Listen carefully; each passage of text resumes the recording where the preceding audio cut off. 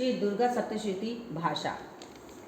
नमः चंडिकाय नमः। अथ दुर्गा सप्तशती भाषा अथ देव्या कवचम। महर्षि मार्कंडेय जी बोले, हे पितामह, संसार में जो गुप्त हो और जो मनुष्य की सब प्रकार से रक्षा करता हो और जो आपने किसी को आज तक बताया ना हो, वह कवच मुझे बताइए। श्री ब्रह्मण जी कहने लगे, अत्यंत गुप्त व सब प्राणियों की भलाई करने वाला कवच मुझसे सुनो। प्रथम शैलपुत्री, दूसरी ब्रह्मचारिणी, तीसरी चंद्रघंटा, चौथी कुष्मांडा, पांचवी स्कंद माता चंडिका तायनी, सातवीं कालरात्रि, आठवीं महागौरी, नवी सिद्धि दात्री, यह देवी की 9 मूर्तियां और यह नव दुर्गा कहलाती है। आग में जलता हुआ, रण में शत्रु से घिरा हुआ, विषम संकट में फंसा हुआ मनुष्य यदि दुर्गा के नाम का स्मरण करे तो उसको कभी भी हानि नहीं होती।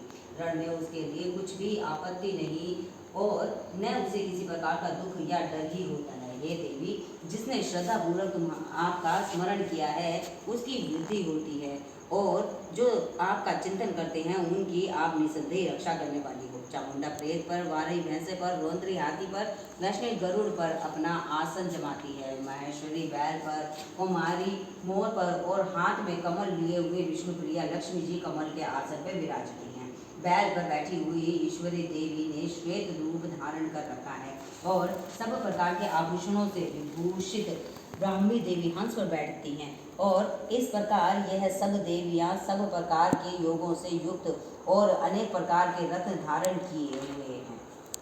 भक्तों की रक्षा के लिए संपूर्ण देवियां रथ में बैठी तथा क्रोध में भरी हुई दिखाई देती हैं तथा चक्र, गदा, शक्ति, हल और मूसक, केटक और तोमर, परशु तथा पाश, भाला और त्रिशूल एवं उत्तम शांड आदि शास्त्रों को दैत्यों के नाश के लिए और भक्तों की रक्षा करने के लिए और देवताओं के कल्याण के लिए धारण किए हैं। ये महारौद्रे, अत्यंत घोर पराक्रम, महाबल और महान उत्साह वाली देवी, आपको मैं नमस्कार करती हूँ। हे देवी, आपका दर्शन दुर्लभ है तथा आप शत्रुओं के भय को बढ़ाने वाली है। हे जगदम्बिके, मेरी रक्षा करो। पूर्व दिशा में मेरी ऐन्द्री मेरी रक्षा करे। अग्नि कोण में अग्नि शक्ति, दक्षिण में वारुणी देवी, नेत्र कोण में खड़ग धारिणी देवी मेरी रक्षा करे। वारुणी पश्चिम दिशा में, वायु कोण में मृगवाहिनी, उत्तर में कुमारी और ईशान में शूलधारिणी मेरी रक्षा करे।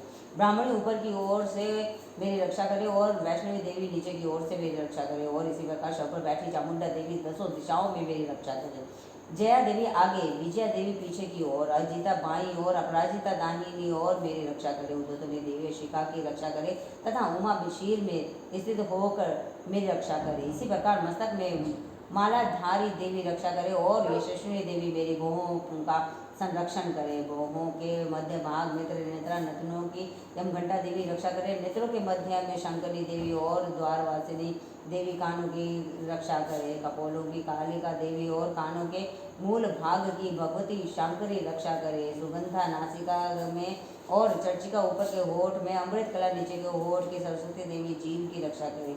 कुमारी देवी दांतों की और चंडिका कंठ प्रदेश की रक्षा करे। चित्रघंटा गले की घंटी की और महामाया तालु की रक्षा करे। कामाक्षी टोडी की सर्वमंगला वाणी की रक्षा करे। भद्रकाली गर्दन की और धनुधरी पीठ के मेरुदंड की रक्षा करे। कंठ के बाहरी भाग की नीलग्रीवा और कंठ की नली की नलकुबरी रक्षा करे। दोनों कंधों की खड़गिनी और वज्रधारिणी मेरी दोनों बाहों की रक्षा करे।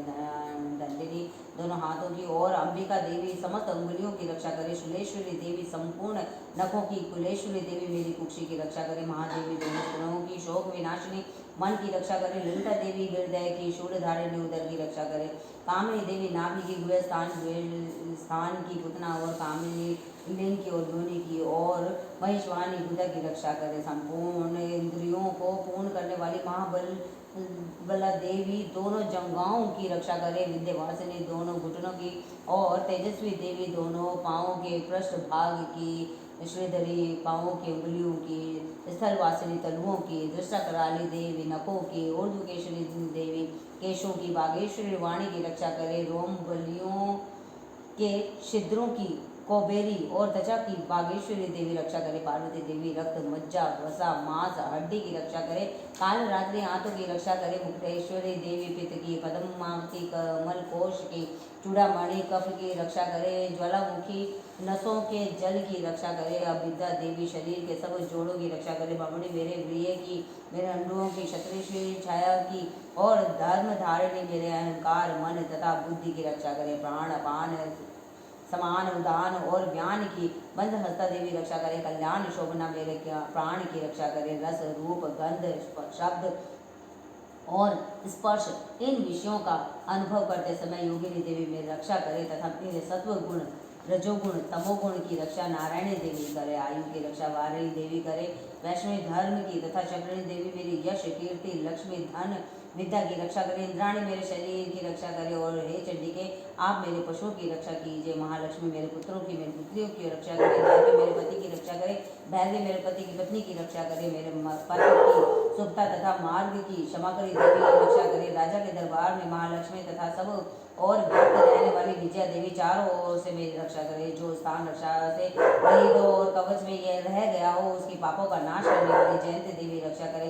अपना शुभ चाहने वाले मनुष्य को बिना कवच के एक पल भी नहीं चलना चाहिए, क्योंकि कवच रखने वाला मनुष्य जहाँ जहाँ भी जाता है वहाँ वहाँ उसे अवश्य धन लाभ होता है तथा विजय प्राप्त करता है। वह जिस अभिष्ट वस्तु की इच्छा करता है वह उसको इस कवच के प्रभाव से अवश्य मिलती है और वह इसी संसार में महाऐश्वर्य को प्राप्त होता है। कवचधारी मनुष्य निर्भय होता है और वह तीनों लोकों में माननीय होता है। देवी का यह कवच देवताओं के लिए भी कठिन है। जो नित्य नियम पूर्वक तीनों संध्याओं को श्रद्धा के साथ इसका पठन पाठन करता है, उसे देव शक्ति प्राप्त होती है। वह तीनों लोकों को जीत सकता है तथा अकाल मृत्यु से रहित होकर 100 वर्षों तक जीवित रहता है। उसकी लूता, चम्र रोग, विस्फोटक आदि समस्त व्याधियां समूल नष्ट हो जाती हैं और स्थावर, जंगम तथा कृत्रिम विष दूर होकर उनका कोई असर नहीं होता तथा समस्त अभिचारक प्रयोग और इस तरह के जितने यंत्र, मंत्र, तंत्र इत्यादि होते हैं इस कवच के हृदय में धारण कर लेने पर नष्ट हो जाते हैं। इसके अतिरिक्त पृथ्वी पर विचरने वाले भूचर, नभचर, जलचर प्राणी, उपदेश मात्र से सिद्ध होने वाले निम्न कोटि के देवता, जन्म के साथ प्रकट होने वाले देवता, कुल देवता, कंठमाला आदि डाकिनी, शाकिनी, अंतरिक्ष में विचरने वाली अत्यंत बलवती भयानक डाकिनियाँ, ग्रह, भूत, यक्ष, गंधर्व, राक्षस, ब्रह्म राक्षस, बैताल, कुष्मांड और भैरव आदि अनिष्टकारक देवता भी उस मनुष्य को जिसने कि अपने हृदय में यह कवच धारण किया हुआ है देखते ही भाग जाते हैं। इस कवच के धारण करने से मान और तेज बढ़ता है। जो मनुष्य इस कवच का पाठ करके उसके पश्चात सप्तशती चंडी का पाठ करता है उसका यश जगत में विख्यात होता है। और जब तक वन, पर्वत और कानन आदि इस भूमंडल पर स्थित हैं तब तक यहाँ पुत्र, पुत्री, पौत्र, पौत्री आदि संतान परंपरा बनी रहती है।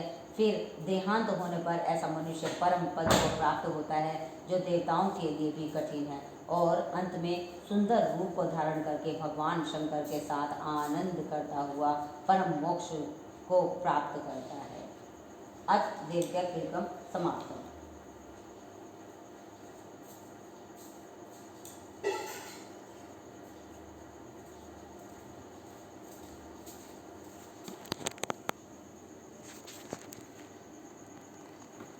जय माता दी।